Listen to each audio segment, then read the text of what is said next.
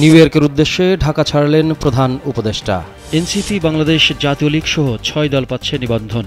একীভূত হচ্ছে এনসিপি গণ অধিকার পরিষদ। সরকারি সফরে মালয়েশিয়া গেলেন সেনাবাহিনী প্রধান ওয়াকারুজ্জামান।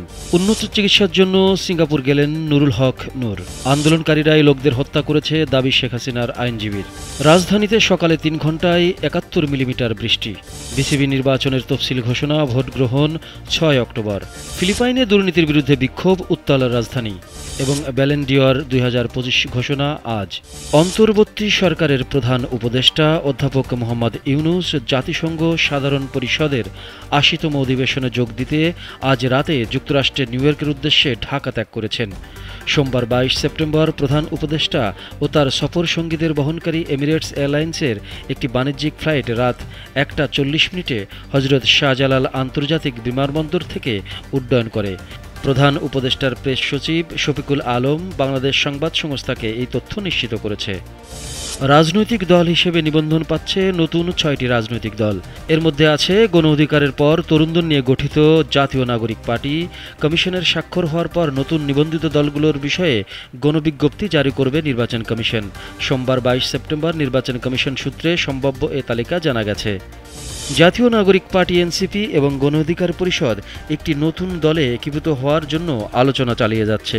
কোটা সংস্কার আন্দোলনকে কেন্দ্র করে গড়ে ওঠা তরুণদের দল দুটি একীভূত হলে এতে আরও একাধিক দল যুক্ত হতে পারে। বিষয়টি নিয়ে তরুণ দুই রাজনৈতিক দলের নেতাদের মধ্যে আলোচনা চলছে। আলোচনায় দুই দলই পজিটিভ বলে জানিয়েছে গণ অধিকার পরিষদের সাধারণ সম্পাদক রাশেদ খান।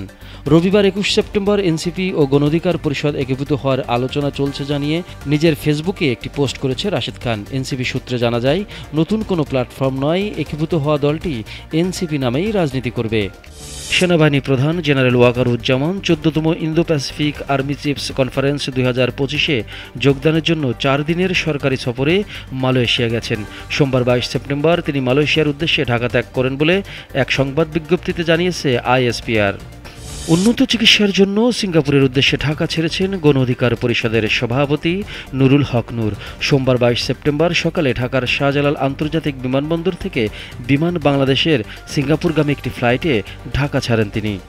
২০২৪ সালের জুলাই-আগস্ট আন্দোলনের বিভিন্ন কর্মসূচি ছিল বৈধ সরকারকে উৎখাতের মেটিকুলাস ডিজাইনের অংশ। আন্দোলনকারীরা নিজেরাই ষড়যন্ত্রকারী ছিলেন। ষড়যন্ত্রের মাধ্যমে তারাই টার্গেট করে আন্দোলনরত লোককে হত্যা করেছেন। এ দাবি করেছেন ক্ষমতাচ্যুত সাবেক প্রধানমন্ত্রী শেখ হাসিনা ও সাবেক স্বরাষ্ট্রমন্ত্রী আসাদুজ্জামান খান কামালের পক্ষে রাষ্ট্র নিযুক্ত আইনজীবী মোহাম্মদ আমির হোসেন। রাজধানীতে আজ সোমবার সকালে ৩ ঘণ্টায় ৭১ মিলিমিটার বৃষ্টি হয়েছে। বৃষ্টি শুরু হয়েছিল গতকাল রোববার রাত থেকেই। আজ ভোরের দিক থেকে বৃষ্টির পরিমাণ বেড়ে যায়। এর কারণে নগরীর অনেক স্থানে পানি জমে যায়। শুধু রাজধানী নয়, বৃষ্টি হয়েছে দেশের বিভিন্ন প্রান্তে। এরই মধ্যে বঙ্গোপসাগরের একটি লঘুচাপ সৃষ্টি হয়েছে। আবার আগামী বুধবারও আরেকটি লঘুচাপ সৃষ্টির সম্ভাবনা রয়েছে। আজ সকাল ৬টা থেকে ৯টা পর্যন্ত ৭১ মিলিমিটার বৃষ্টি হয়েছে বলে জানিয়েছে আবহাওয়া অধিদপ্তর। বাংলাদেশ ক্রিকেট বোর্ডের পরিচালনা পরিষদ নির্বাচনের তফসিল ঘোষণা করা হয়েছে। দেশের সর্বোচ্চ ক্রিকেট নিয়ন্ত্রক সংস্থার বহুল প্রতীক্ষিত এই নির্বাচন অনুষ্ঠিত হবে আগামী ৬ অক্টোবর। ভোট গ্রহণের পর গণনা শেষে পরিচালক নির্বাচনের চূড়ান্ত ফল প্রকাশের পর সেদিনই সভাপতি ও সহসভাপতি নির্বাচন করা হবে। ফিলিপাইনে দুর্নীতির বিরুদ্ধে রাস্তায় নেমে এসেছে হাজার হাজার মানুষ। অভিযোগ উঠেছে, ভুয়া বন্যা নিয়ন্ত্রণ প্রকল্পের মাধ্যমে সরকারি কর্মকর্তাদের এবং সংসদ সদস্যদের $বিলিয়ন লুটপাট করা হয়েছে। ফলে গুরুত্বপূর্ণ প্রকল্পগুলো বাস্তবায়িত হয়নি। রবিবার ২১ সেপ্টেম্বর ম্যানিলা ও অন্যান্য শহরের ছাত্র, চার্চ সংগঠন, সেলিব্রিটি এবং সাধারণ নাগরিকরা একত্রিত হন। ফুটবল জগতের সবচেয়ে মর্যাদাপূর্ণ পুরস্কার ব্যালেন ডি'অর এবছর হতে যাচ্ছে জমকালো আয়োজনে।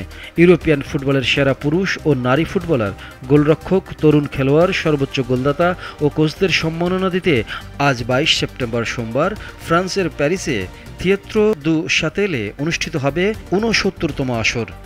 বাংলাদেশ সময় রাত ১২টায় শুরু হবে এ অনুষ্ঠান।